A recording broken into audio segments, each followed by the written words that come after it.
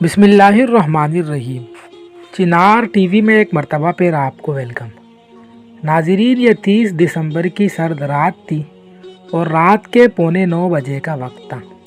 لاہور میں پنجاب پولیس کے CIA head quarter میں ایک پرہجوم پریس کانفرنس جاری تھی، جہاں پولیس افسران یہ وضاحت دینے میں مصروف تھے کہ پاکستان کا سب سے مطلوب سفاک قاتل ان کی گرفت سے کیسے بچ نکلا۔ ٹھیک اسی وقت کچھ ہی فاصلے پر لاہور کی مصروف شاہراہ ڈیوس روڈ پر جنگ اخبار کے دفتر کے سامنے ایک رکشہ رکا، جس سے اترنے والے شخص کو دیکھ کر کوئی اندازہ نہیں لگا سکتا تھا کہ بظاہر معذور نظر آنے والا یہ ادھیڑ عمر آدمی ہی وہ سفاک قاتل ہے جس کا چرچا گزشتہ 4 ہفتوں میں پاکستان سمیت پوری دنیا میں ہو رہا تھا۔ اس کیس کی عجیب بات یہ تھی کہ اس جرم کا انکشاف کرنے والا کوئی اور نہیں بلکہ یہی شخص تھا، اور اب وہ اپنی ہی مرضی سے گرفتاری دینے آیا تھا۔ اخبار کے استقبالیہ کے دفتر میں موجود منیر حسین کو جب اس شخص نے اپنا تعارف کروایا تو وہاں چند لمحوں کے لیے خاموشی چھا گئی۔ وہ ادھیڑ عمر شخص اپنا تعارف کرواتے ہوئے بولا، میں جاوید اقبال ہوں، 100 بچوں کا قاتل۔ جاوید اقبال جنگ اخبار کے دفتر ہی گرفتاری دینے کیوں آیا تھا؟ کیا واقعی اس نے 100 بچوں کو قتل کیا تھا یا معاملہ کچھ اور تھا؟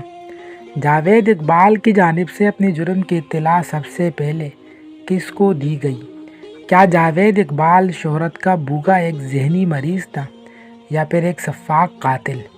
ان سوالات کی تہ میں جانے سے پہلے جاوید اقبال کی اس ماضی پر ایک نظر ڈالتے ہیں جس پر چل کر وہ پاکستان کے سب سے سفاک سیریل کلر بنا۔ محمد علی کے خاندان کو تقسیم ہند کے بعد انڈیا سے نقل مکانی کرنی پڑی تو انہوں نے لاکھوں پناہ گزینوں کی طرح لاہور کا رخ کیا۔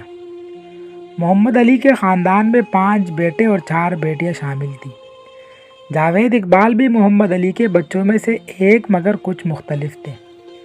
جاوید کے بڑے بھائی ضیاء الحق نے BBC سے بات کرتے ہوئے بتایا کہ جاوید بچپن سے ہی ضدی، جھگڑالو اور جنونی بچہ تھا۔ ہر جائز ناجائز بات منواتا تھا۔ والد اگر کسی بات سے انکار کر دیتے تو دھمکیاں دیتا تھا۔ جیسے جیسے جاوید اقبال کی عمر بڑھتی گئی، ان کے والد محمد علی کی پریشانیوں میں اضافہ ہوتا چلا گیا۔ ضیاء الحق کے مطابق ان کے خاندان کے ایک بزرگ نے جاوید کو دیکھ کر کہا تھا کہ جاوید اقبال نام پیدا کرے گا، چاہے نیک نامی میں کرے یا بدنامی میں۔ انہوں نے کہا کہ جاوید کو بچپن سے یہ شوق تھا کہ اس کا دنیا میں نام ہو۔ وہ بچوں سے بہت پیار کرتا تھا۔ جاوید اقبال کے والد نے اسے شاد باغ میں لوہے کے پائپ بنانے کا ایک چھوٹا سا کارخانہ لگا کر دیا تھا۔ جاوید اقبال کے پرانے دوست نسیم مرشد عرف بابا نے BBC کو بتایا کہ Javed Iqbal railway road college میں پڑھتا تھا اور وہیں سے اسے بری عادتیں پڑی۔ اسی زمانے میں نسیم مرشد کی جاوید اقبال سے دوستی ہوئی تھی، جو پولیس سے حوالدار ریٹائر ہوئے تھے۔ نسیم مرشد کے مطابق جاوید اقبال مارکیٹ کا صدر بھی منتخب ہوا اور اس زمانے میں علاقے کا مجسٹریٹ اور AC بھی اس کے دفتر میں اس سے ملنے آتے تھے۔ اسی علاقے سے جاوید اقبال کی شخصیت کا ایک تاریک باب بھی شروع ہوتا ہے۔ اپنے کارخانے میں کام کے لیے جاوید اقبال نوعمر بچوں کا انتخاب کرتا تھا۔ جاوید کے بڑے بھائی کہتے ہیں کہ اسے کام کے لیے مزدوروں کی ضرورت ہوتی تھی، لیکن وہ ان بچوں کا بہت خیال کرتا تھا۔ ان کے پرانے کپڑے اتروا کر نئے کپڑے اور جوتے دیتا تھا۔ وہ ان بچوں پر ہزاروں روپے خرچ کرتا تھا۔ انہیں سیر کے لیے مریبی لے جاتا تھا۔ کارخانے کے باہر جاوید اقبال نے بچوں کو متوجہ کرنے کے لیے سانپوں اور مچھلیوں کی دکان بھی کھول رکھی تھی، اور علاقے کے بچے سارا دن اس کے گرد جمع رہتے تھے۔ مگر جاوید کی کام کرنے والے بچوں پر یہ توجہ صرف کاروباری حکمت عملی نہیں تھی۔ نسیم مرشد کے مطابق شاد باغ میں ہی پہلی مرتبہ اس پر بچوں کے ساتھ بدفعلی کرنے کا الزام لگا تھا۔ معاملہ اس قدر سنگین ہو گیا کہ اس واقعے میں جاوید اقبال کے خلاف سن 1990 میں شاد باغ تھانے میں مقدمہ بھی درج ہوا، لیکن گرفتاری سے قبل جاوید فرار ہونے میں کامیاب ہو گیا، جس پر پولیس نے جاوید کے والد اور بھائی کو گرفتار کر لیا۔ علاقے کے معززین اکٹھے ہوئے اور جاوید اقبال کو شاد باغ سے نکال دیا گیا۔ جاوید سے ایک بیان حلفی پر دستخط بھی لیے گئے کہ وہ دوبارہ اس علاقے میں قدم نہیں رکھے گا۔ نسیم کے مطابق علاقہ معززین کے سامنے جاوید اقبال نے تسلیم کیا تھا کہ اس سے بچوں کے ساتھ جنسی زیادتی کی غلطی سرزد ہوئی ہے، جس کی سزا کے طور پر اسے وہاں سے نکال دیا گیا تھا۔ جاوید کے والد محمد علی بیٹے کی اس حرکت سے بہت پریشان ہوئے تھے، لیکن جاوید کے بھائی ضیاء الحق آج بھی یہ تسلیم کرنے سے انکار کرتے ہیں کہ ان کا بھائی بچوں سے جنسی زیادتی کرتا تھا۔ انہوں نے BBC کو بتایا کہ بس اسے بچوں سے پیار تھا۔ عجیب بات یہ ہے کہ جاوید اقبال نے 2 شادیاں کی تھی جو دونوں ہی ناکام رہی۔ جاوید اقبال کے بھائی ضیاء الحق نے بتایا کہ پہلی بیوی سے جاوید اقبال کی ایک بیٹی تھی، لیکن یہ شادی زیادہ عرصے نہیں چلی۔ پھر ہم نے اس کی دوسری شادی کی، اس کا ایک بیٹا بھی تھا۔ بچوں کے ریپ کا معاملہ تھوڑی دیر کے لیے ایک طرف رکھے تو جاوید اقبال کی زندگی کے اس حصے میں وہ ایک ایسا شخص نظر آتا ہے جسے نہ صرف پیسہ کمانے، دکھانے اور خرچ کرنے کا شوق تھا، بلکہ وہ شہرت کا بھی بھوکا تھا۔ نسیم مرشد سے جب جاوید اقبال کی شخصیت کے بارے میں سوال کیا گیا تو ان کا کہنا تھا کہ جاوید اقبال کا دماغ کمپیوٹر کی طرح کام کرتا تھا۔ اس نے اپنے کمرے میں گورنر پنجاب غلام جیلانی کی تصویر لگائی ہوئی تھی اور کہا کرتا تھا، دیکھو گورنر جیلانی جاوید اقبال کے ساتھ۔ جاوید اقبال کے بھائی ضیاء الحق کے مطابق جاوید ایک لکھاری بھی تھا۔ وہ ایک ماہانہ رسالے اینٹی کرپشن کا ایڈیٹر تھا۔ اسی رسالے کے ذریعے جاوید اقبال نے بہت سے پولیس والوں سے دوستی کی۔ وہ ہر مہینے تانوں میں رسالے پہنچاتا تھا اور اسی طرح اس کی پولیس والوں سے جان پہچان بڑھتی گئی۔ جاوید اقبال کی نجی محفلوں میں بھی پولیس اہلکار آتے جاتے رہتے تھے۔ یہ تمام شوق شاید جاوید اقبال کی جیب پر مہنگے ثابت ہوتے، لیکن جاوید اقبال کے بھائی ضیاء الحق کے مطابق ان کے والد کی موت کے بعد جب جائیداد کا بٹوارا ہوا تو جاوید کے حصے میں رام گلی نمبر 3 میں 2 دکانیں اور 2 تہخانے آئے۔ یہ جائیداد لاکھوں روپے میں فروخت ہوئی تو جاوید کے وارے نیارے ہو گئے۔ سن 1993 میں جاوید اقبال نے رانا ٹاؤن میں کئی کنال جگہ خریدی اور وہاں ایک بنگلہ بنایا جہاں وہ کام کرنے والے بچوں کو رکھتا تھا۔ اس کے پاس ایک جیپ بھی تھی جس میں وہ بچوں کو مری تک سیر کے لیے لے جاتا تھا۔ نسیم مرشد کے مطابق جاوید اقبال نے شاد باغ چھوڑ کر پہلے رانا ٹاؤن اور بعد میں غازی آباد میں رہائش اختیار کی۔ بار بار رہائش کی اس تبدیلی کے پیچھے بھی غالباً وہی وجہ تھی جس نے جاوید کو شاد باغ سے بدنامی کے ساتھ در بدر کروایا تھا، لیکن اب یہی عادت اس کی زندگی میں ایک نیا موڑ لانے والی تھی۔ سن 1998 میں جاوید اقبال لاہور کے علاقے غازی آباد میں رہائش پذیر تھا جب اس کے ساتھ ایک ایسا واقعہ پیش آیا جو اسے موت کے دہانے پر لے آیا۔ بعد میں اس واقعے کو بنیاد بنا کر جاوید اقبال نے 100 بچوں کے قتل کا منصوبہ بنایا۔ جاوید نے اپنی ڈائری میں اس بارے میں کچھ یوں لکھا، میں بہت خوش و خرم رہتا تھا۔ 2 ویڈیو گیمز کی دکانوں سے روزانہ 500-700 روپے خرچ آتا تھا۔ 15 ستمبر کو یادگار مینار پاکستان سیر کے لیے گیا۔ میں نے ایک 18 سال کا لڑکا دیکھا، کام کا پوچھا تو وہ راضی ہو گیا۔ 2 موریہ پل سے گزرا تو ایک اور نوجوان ملا، اسے بھی کام کا پوچھا تو ساتھ آ گیا۔ پہلا ناریوال کا تھا جبکہ دوسرا کوہاٹ بنوں کا۔ 17 ستمبر کو مکان کا سودا کر دیا اور رات میں اپنے کمرے میں بیڈ پر سویا۔ ارباب سمیت دونوں نئے ملازم نیچے فوم کے گدوں پر۔ کمرے کی چابی میرے گدے کے نیچے تھی۔ تقریباً 8 اکتوبر کو ہوش آیا تو والدہ کے گھر تھا۔ میں بہت تکلیف میں تھا۔ والدہ نے بتایا تمہارے ساتھ حادثہ ہوا، مجھے پتہ چلا 17 ستمبر کی رات مجھے قتل کر دیا گیا تھا۔ چھوٹا بچہ ارباب بھی قتل کر دیا گیا تھا۔ جاوید اقبال کے بھائی ضیاء الحق نے BBC کو بتایا کہ جاوید کے سر کی ہڈیاں ٹوٹ گئی تھی۔ میری والدہ بہت پریشان ہو گئی۔ اسپتال جا کر دیکھا تو اس کا بہت برا حال تھا۔ ڈاکٹروں نے کہا کہ بچنے کے چانسز کم ہیں، شاید 5 یا 10% بچنے کا امکان تھا، کیونکہ چوٹوں سے اس کا سر پھول کر اتنا بڑا ہو گیا تھا جیسے بڑا گڑھا ہوتا ہے۔ بس اسے بچانے کا گناہ ہوا ہم سے۔ جاوید اقبال کے بھائی کے مطابق اس واقعے کے بعد جاوید کا اتنا برا حال تھا کہ وہ کسی کو پہچانتا نہیں تھا۔ ہم نے ڈاکٹروں کو کہا کہ کسی طرح اس کو بچا لیں، بس وہی گناہ ہوا ہم سے۔ اس واقعے کے بعد کئی ماہ تک جاوید کا علاج ہوا، جس کے دوران اس کی والدہ ہی نے اس کا خیال رکھا۔ جاوید زندہ تو بچ گیا، لیکن اس کی زندگی بدل چکی تھی۔ اس کی جسمانی اور معاشی حالت دونوں ہی ابتر ہو چکے تھے۔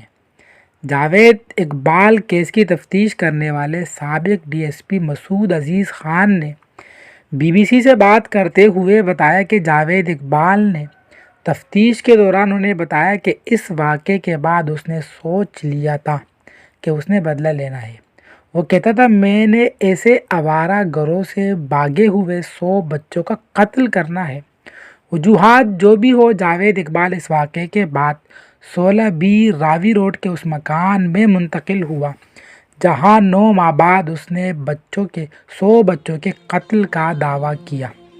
جاوید اقبال کی ڈائری کے مطابق یہ 20 فروری 1999 کا دن تھا اور اس کی والدہ بھی اس کی ہمراہ تھی۔ سید منیر حسین شاہ اس علاقے میں پراپرٹی ڈیلر کا کام کرتے ہیں۔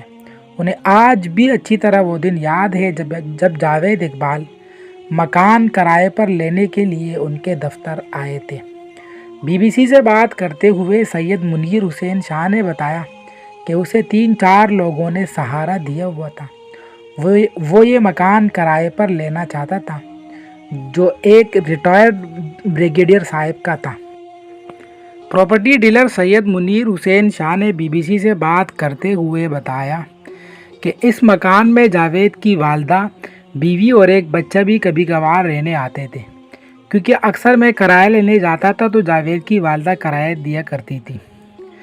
یہ وہ وقت تھا جب جاوید اقبال کے معاشی حالات ہر گزرتے دن کے ساتھ دگرگوں ہوتے جا رہے تھے۔ اب تو نہ کوئی کارخانہ تھا، نہ کوئی ویڈیو گیم کی دکانیں جہاں سے روزانہ کی بنیاد پر کمائی ہوتی۔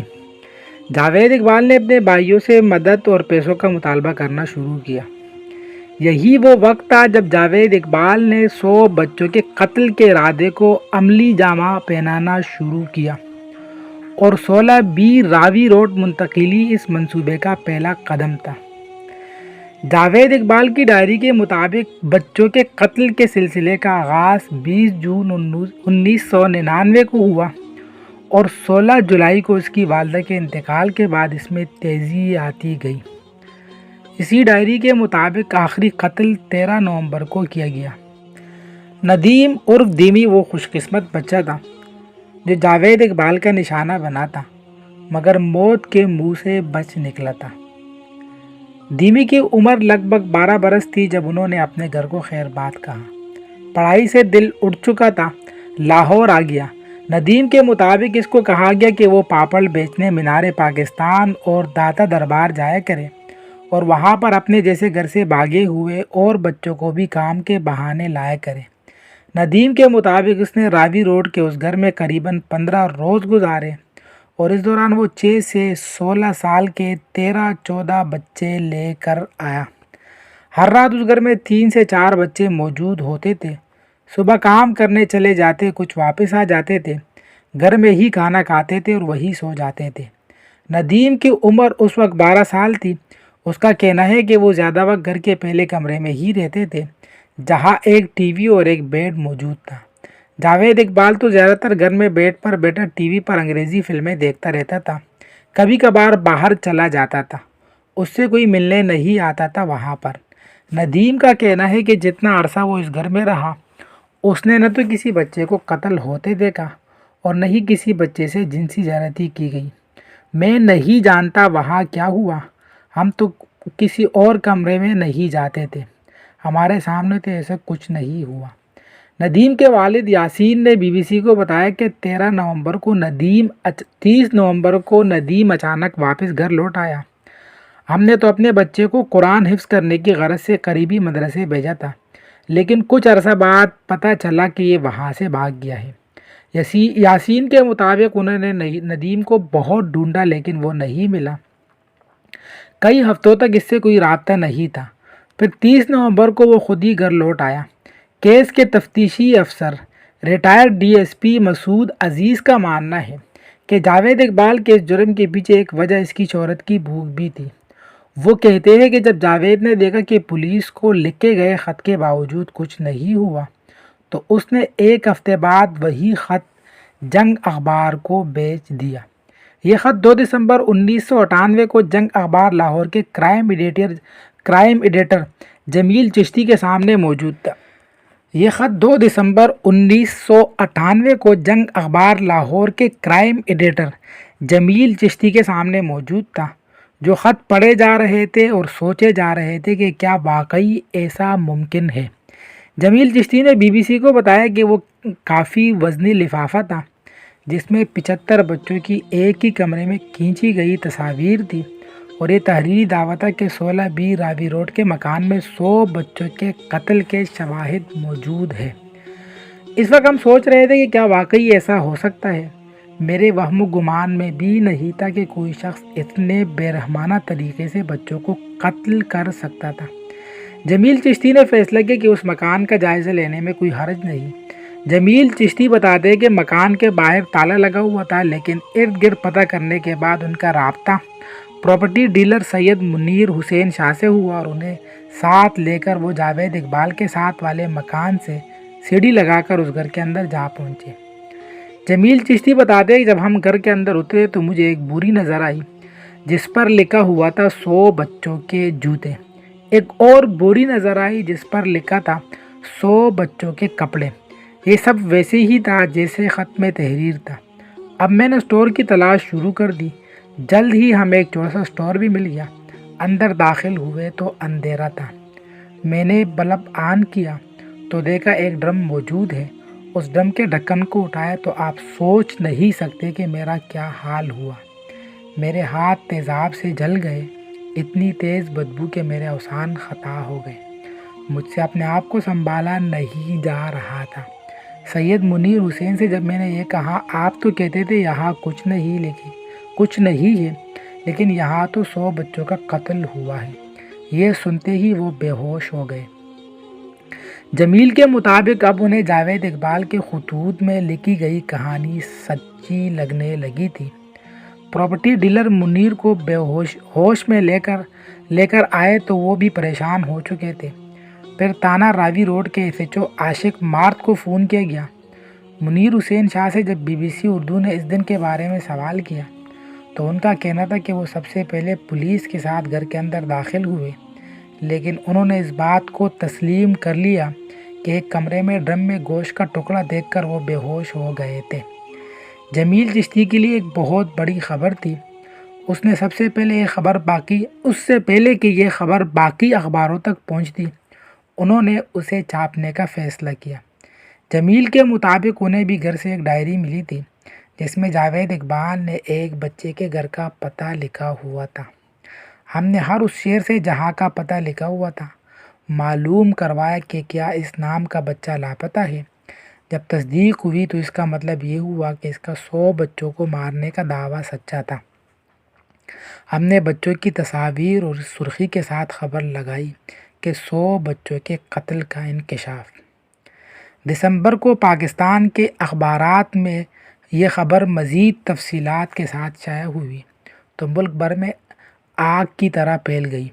बच्चों की तस्वीर देखकर इंसानी जम गफ़ीर ताना रावी रोड जमा हो गया। कई लापता बच्चों के वालिदैन 16 बी रावी रोड से बरामद होने वाले बच्चों के कपड़ों और जूतों में अपने बच्चों को तलाश करते रहे। इंस्पेक्टर राना सिद्दीक कहते हैं कि वो चंद रोज़ जिनमें शनाख्त का यह अमल जारी था क़यामत ख़ेज़ थे। अपने बच्चों की चीज़ों को शनाख्त करते ख़वातीन की चीखों पुकार آج تک ان کے کانوں میں گونجتی ہے۔ یہ چیخ و پکار بین الاقوامی میڈیا کی سرخیوں کی بھی زینت بنی۔ ملک میں نواز شریف کی حکومت کا تختہ الٹے زیادہ وقت نہیں گزرا تھا۔ جنرل پرویز مشرف کی نئی نویلی حکومت کے لیے یہ ایک ٹیسٹ کیس بن گیا۔ پولیس حکام اب مزید اس کیس سے پہلو تہی نہیں کر سکتے تھے، لیکن وہی مجرم جو پہلے پولیس کو جرم کی اطلاع کرتا رہتا تھا اب غائب ہو چکا تھا۔ ناظرین، آپ کو دلچسپ بات یہ بتائے کہ اس شخص کے بارے میں اس وقت پاکستان میں ایک فلم بن چکی ہے جو کچھ ہی عرصے میں منظر عام پر آنے والی ہے۔ چونکہ وہ فلم سامنے آ چکی ہے تو اس حوالے سے، اس واقعے کے حوالے سے کچھ تفصیل آپ کی خدمت میں رکھ دی ہے۔ سلامت رہے آپ سب۔